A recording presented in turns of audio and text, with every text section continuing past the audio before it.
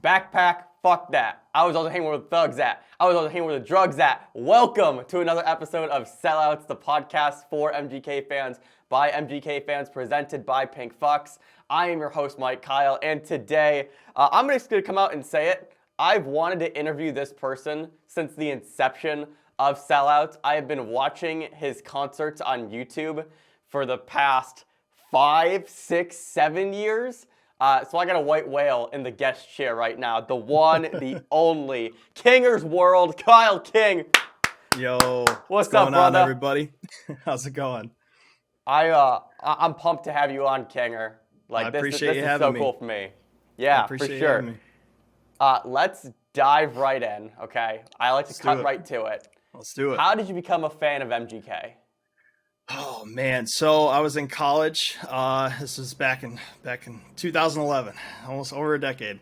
I had 7 college roommates. We all shared one dorm. There's 8 of us, and I was a big fan of Hobson at the time. I had just found him, so I was telling everybody about Hobson.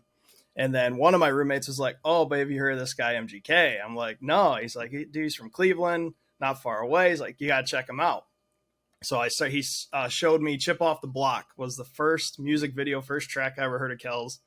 And he's like, "Dude, you got to listen to this, check it out." So I gave him all of Hobson's stuff. He gave me all the Kells stuff, and then been a fan ever since. So, and if I'm not mistaken, aren't Hobson and Kells, weren't they in the same double X freshman class? They were. Yeah, because I thought that's and where you were they're going to cool go with with each other it. too. Yeah, I thought that's where you were going to go with it, where it was like, oh, I was a big fan of Hobson, so I listened to the double XL Cipher. Yeah. And that's because they were on the same cipher, and I was like, oh, no, but you went somewhere else with it. So that came after, super actually. cool. Yeah, yeah, it ended up being really cool, for sure. So what was it about MGK, like, so early on, with Chip Off the Block, with some of the other early stuff, that really just, like, drew you to him? The rapping fast is sick. I always think that's cool. Love Tech 9. NF too, as he can get fast and stuff like that too. Because I grew up with NF, so like I always heard him going crazy. He does stuff fast now, but like he did stuff fast back in the day in high school too. So I've always been a fan of that. And just like I think MGK's overall, like how he carried himself, like he was just he's a badass dude. So I think that's what drew me to him, and then started going to the shows and that, and seeing it was like my type of people, and just how it was. And now here we are, right? Yeah, exactly. Yeah. Cool. Fast forward to 11, 12 years later. Yeah. Crazy, man. Time flies. On that, right? So I'm in the same boat. 2010, 2011, in that range, and to be here a decade later, what's this been like for you? Just, well, let's call it everything past 2020. Yeah, it's been wild to see him get to where he's at now. I wish he could have done it rapping. I wish more people appreciated him back when that's what he was doing. Even Hotel Diablo didn't get the recognition it deserved. But seeing this now, I mean, I'm so happy for him. I'm glad that he was able to get to where he deserves, whether it's doing rap or pop punk. He kills it in both genres. So I'm just happy for him and the team, and glad to see how far they've come and everything that they've gotten through. The amount of crap that Kells gets on a daily basis, even still to this day. I just seen somebody talking smack the other day about Eminem and him still. That we're 5 years later, still talking about it. So, I mean, I don't know. It's crazy to see everything that he's gone through and where he's at now. So looking forward to the rap stuff again, though. So that's apparently what we're getting. So hopefully soon. Yes. Hopefully soon. I don't want to rush the man. I'm just saying. Yeah, no, don't rush him. Don't rush. If you're watching this, we wouldn't hate a single. Although that said, the Cypher series, if we get that, my big fear is we're gonna get like 1 or 2, and then it's gonna fall off. But if we can get that like as a consistent series, let's just call it even monthly, I think that'd be so hard. He should definitely do that. I miss when people used to do that, Funk Volume, Hobson and Dizzy Wright and Jaron Benton, Swizz, all those guys, they used to do ciphers like that too, and it was really cool.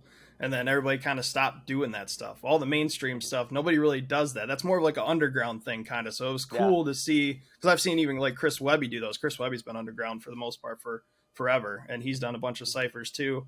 So it would be cool if he could keep it going. I want to see, now that he had Corday on there, I'm like, dude, you got to get NF on there, because Corday is touring with NF for this tour. So I'm like, man, if he could get Nate on there, because I know Nate wants to work with him. I don't know if Kells knows enough about NF, but I've known from NF that he wants to work with Kells directly. So, and the list that he told me a few years ago was Kells, Futuristic, Tech 9, and Hobson, and he's done 3 out of the 4. He just hasn't worked with Kells.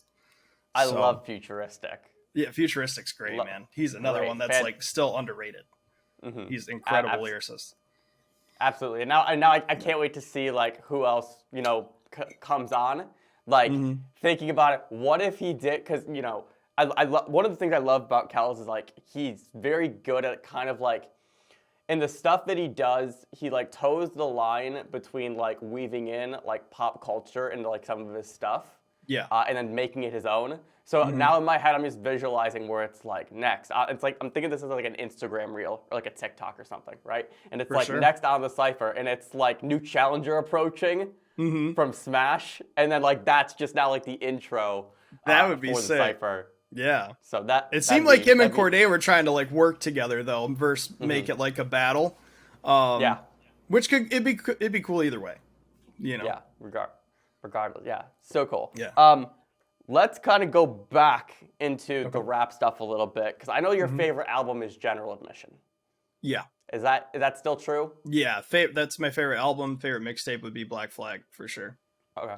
And what about General Admission? At this point, we're going 8-9 years later. What about it is the thing that still resonates with you? I would say just how real that album was, man. It's like starts off with like, I mean, Spotlight's heavy too, but then you go on Alpha Omega, Till I Die.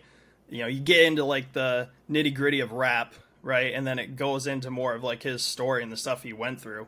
And then like there's some really sad songs, Merry Go Round, Story of the Stairs. Like it gets pretty rough towards the end, but I just like how he structured it.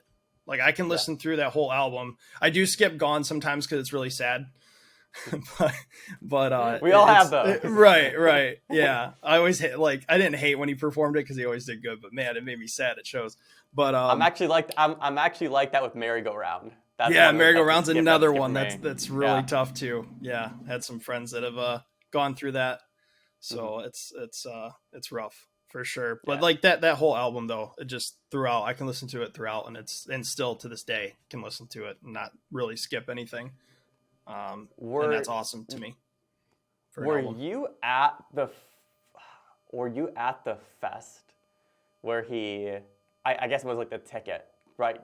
You know the story about how he revealed the album name, right? Do you remember this? Yeah, that was a long time ago. I think so. If you jog my memory, I might know. Basically what it was, because I'm sure like this is like deep Kells lore. Like I think when I say it, you'll know it, but like I feel like newer fans especially may not know this. Right. Before he released General Admission, I think we were in year 1 or year 2 of Fest, and he would like drop clues about the album name, and like the last clue was it was on your ticket if you went to Fest, and all of the Fest tickets said General Admission. Okay, nice. Yeah, I think I vaguely remember something like that. Yeah. I know he hides it a little bit. He tries to get people to guess. For sure, he's been doing that. But yeah.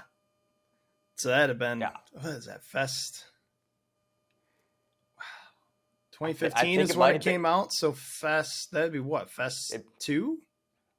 Yeah, like Fest. Yeah. Okay, I didn't go to Fest 1 or 2. It's literally Fest 1 or 2. I don't know. Okay. I forget which one it was. Gotcha. But it was whatever one was 2014. I think it was 2014. Yeah. It had to be Fest 1 or 2 then for sure. Yeah. Yeah. I only remember people talking about that one because I didn't get to go to Fest 1 or 2. Yeah. Unfortunately. And Anna, speaking of Fest, you know, while we're here, you've been to Fest, you've been to several of them. Yeah. I never went to a Fest. It is my biggest Man. regret. Oh. As big as a diehard Kells fan that I am, the fact that I've never been to Fest breaks my soul.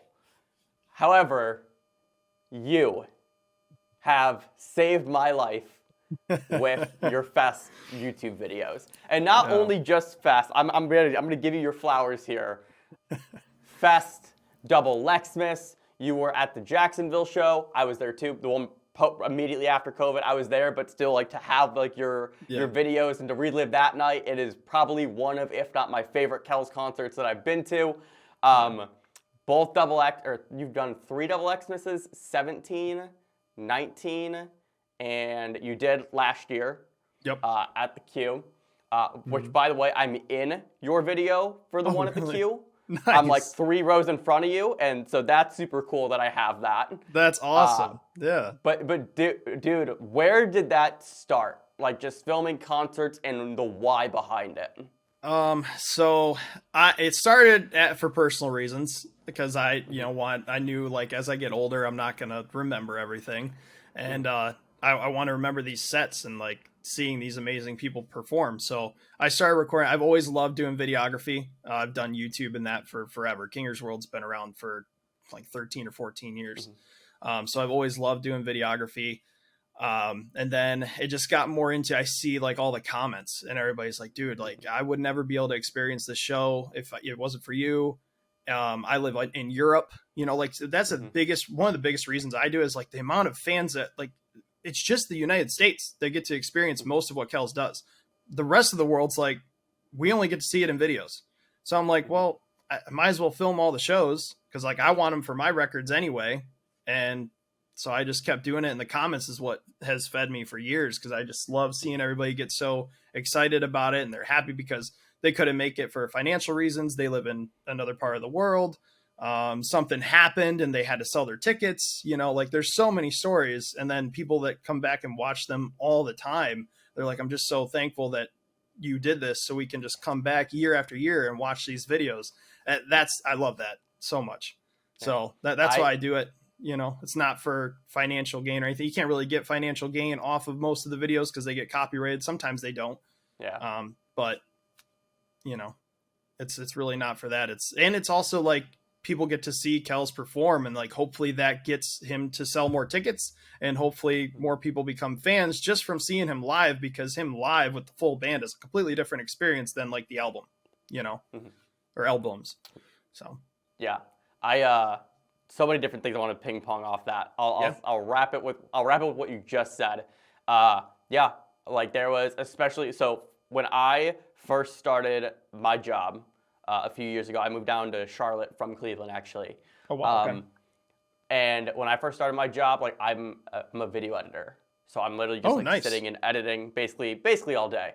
Yeah. And on my second screen, I have your concerts playing, and I would go through like 3 of them every workday, and it's just like I'd go through. I'd go through the Jacksonville show. I'd go through a double Xmas. I'd probably do a Fest. And I would just pick and choose and just kind of just go through that because I did like it. I like the live stuff way better than anything, that's album related and things like that. So live over album for me, big thing 100%.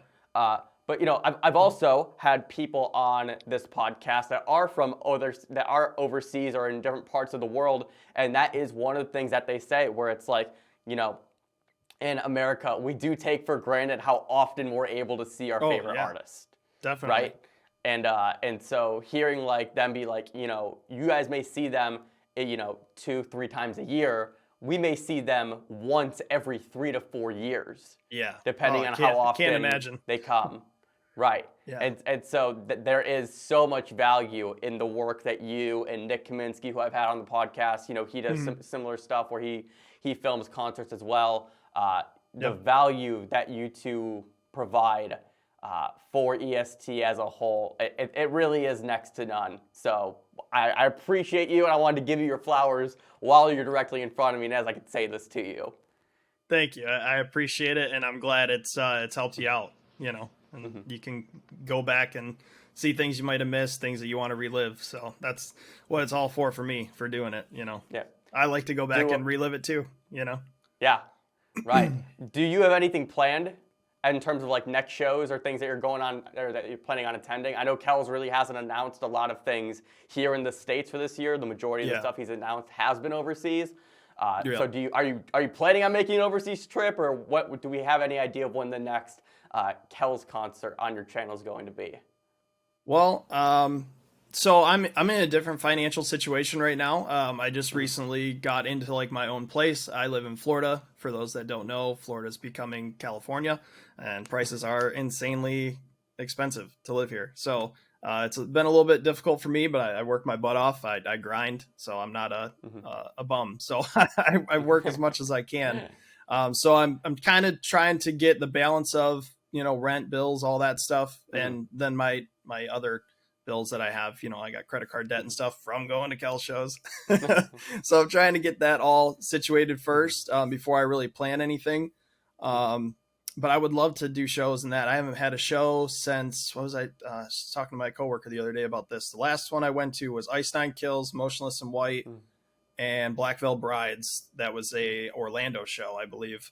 And I uploaded that in December. So I think that's when that show was. So I haven't gone to a show at all this year. Wow. I realized it yesterday, and I'm like, man, okay, I got to get something.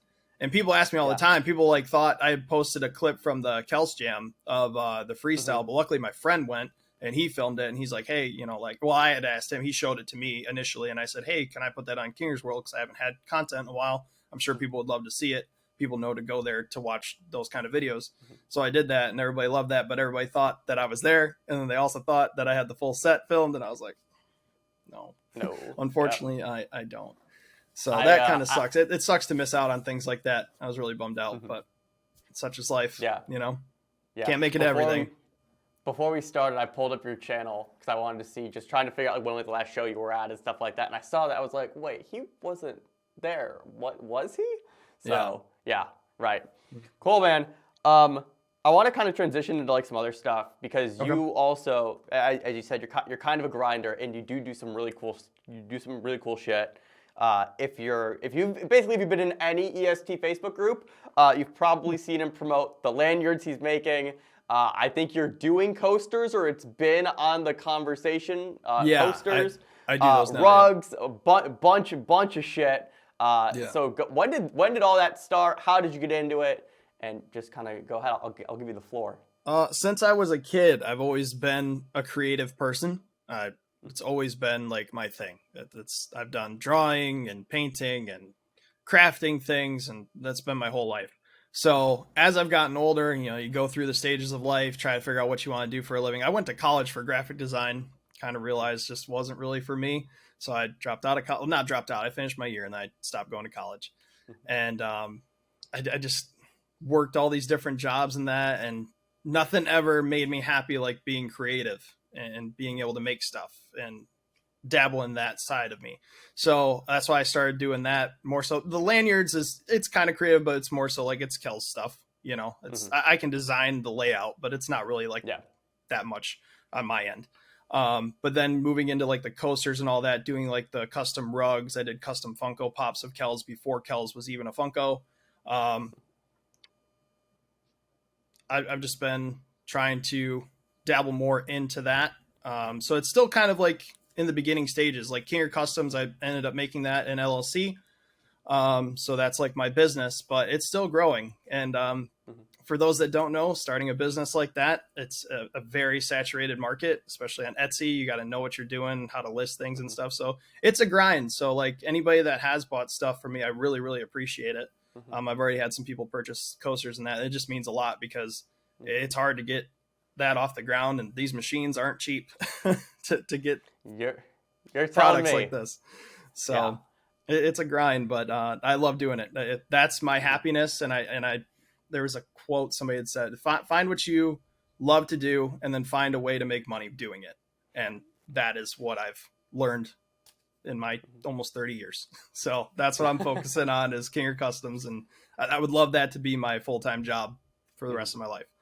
So Yeah, yeah, dude, that's awesome. And I see the lanyards. I saw you doing some of the rug stuff, and the posters. I was like, all right, he's got it going on. He's got it going on for sure. Busy So guy. I'm glad. Busy guy. I'm glad that you are trying to find a way to turn that passion into a career. So I mean that's super similar, honestly, to what's going on behind me, and we'll talk more off cam about all that. Exactly. Yeah. Yeah. I do that side too. I've done podcasting and videos, all that. That's a lot of work for people that don't know. Video editing alone. I did that. I worked for a YouTuber, he's a YouTuber, TikToker, Danny Dorito 23. He's gotten even bigger since I worked with him. I don't work with him anymore, but I did all the editing for him, and that's a grind. Putting out 3 to 5 videos a week, it's exhausting. And then we also did a podcast on top of doing all that together. So it's a lot of work. Podcasting alone is a lot of work, especially if you do videos. It's cool they have something like this where you can split the screen. Some of them, it's you film with one camera, you film one person, and then you film another person, and you have to cut between the two. Yeah. That is a lot of work. That's hours of editing. And honestly, and honestly, that's actually part of the reason. Like, if I wanted to, I could, but like the return on time to go through and make that cut, where it's like I'm talking like this and then cutting to you, it's like no, I think we're good. So we'll just do a side by side. Yeah, side by side is the way to go. You can put out more content doing it that way. The back and forth looks cool, clean, whatever. It's so time consuming. Absolutely, dude. Absolutely. I love that you get it. But for sure, dude. Let's wrap it up with this. Let's bring it back to Kells here, so we're not just nerding out about all this creative stuff that we got going on between the two of us. For sure. I'll wrap it up with this. We got 5 rapid fire MGK questions, more so a this or that game than like a trick gotcha game. Okay. So I'm just gonna give you 2 options. You tell me which one you're picking. All right? Sounds good. All right. Let's go pink guitar from Tickets or black guitar from Mainstream Sellout. The black guitar. Yeah. Cool. Yep. If you could see Kells perform anywhere in the world, but it's somewhere that you haven't seen him perform already, because I know you've been kind of everywhere, where would you want to see him perform at? Probably California and LA, because that seems to be when he does crazy shows. I was so bummed that out of all the people that he brought out on the Mainstream Sellout tour, I didn't get to see Lil Wayne. So, and he did in LA. So probably LA, even though I'm kind of sketched out about LA, but I would go there for a show for sure. LA's cool. LA's cool. I've been to LA several times. Fucking love it. So okay, well that's good. I've heard mostly good things, so I guess I shouldn't be too worried about it. But yeah, I would love to see him out there. Let's go with, if Kells could collab with anybody on the upcoming rap album, who would you want to see him collab with? NF, 100%. I figured that was going to be the answer. That's my boy. That I know a lot of people want it. So Kells, if you happen to be watching this, make it happen, man. Make it happen. Nate's a good dude. Just reach out to him. He wants to do it. So break the internet. It helps when the other side already wants to do it, right? Exactly. Oh yeah. Yeah. Then you just have to extend the hand and make it happen. Definitely. Cool, dude. Yep. If you are talking to somebody who's never listened to an MGK song before, what's the first song that you're playing them? Oh man. I mean, probably my favorite. I love Breaking News, man. That gets me hooked into it, and I think that's gonna show like his rap side really well. I don't know. I would also want to do like something with a little more meaning than I guess Breaking News though too, because he's got a lot of those too. So I don't know. Maybe Halo too. Halo's really good. That's like OG, like really good song. So between those two, for sure. Okay. Cool. Yeah. Covering your bases there with those 2 options. Right. Yeah. Nope. And let's wrap up with this final question. Okay. What does EST mean to you? Oh man, family, simply. Like that's what it's always been. Everybody sticking together and looking out for each other. I mean, almost all of my friends, my close friends, are EST, and it's just been years of having each other's back and just having a good time together, and just trying to help each other make it in this really difficult world. So I would say that, basically the core comes down to just it's family. Yeah, and that's what I say. Whenever people ask about my double X tattoo, I'm just like, oh, it's a family thing. Yeah. And I just kind of leave it at that. I always want to say I'm in a cult, but you know, just to get people like, what? Depends on who you ask, right? Depends on who you ask. For sure. Cool. Yeah. Some people might say we are. Yeah, that's for sure. That's for sure. Damn. Cool. Well, Kyle, dude, let's wrap it up there. Thank you so much for being on. Thank you for having me. If you aren't subscried to his YouTube channel, Kinger's World, what the fuck are you doing? Yeah, man. Check out Kinger Customs on Etsy, right? Yep. I moved over to Etsy. I did have the website up for a while, but I think Etsy is just going to be the better platform because I can reach more people. They already have it set for that. So I think that's where most of my stuff's going to be. Yep. Etsy. And it's etsy.com/Kinger's World, or you got to put shop and then Kinger's World, something like that. You'll find it. Cool. I'll drop the link to that in the description down below. Cool. I appreciate any support too. Yeah, absolutely. Thank you all so much for watching. If you're watching this on YouTube, if you're listening on podcast platforms, I greatly appreciate it. And if you want to support the show further, you can use promo code SELLOUTS at checkout at pinkfucks.com to receive 10% off of your purchase. Thank you so much, and we will see you in the next episode.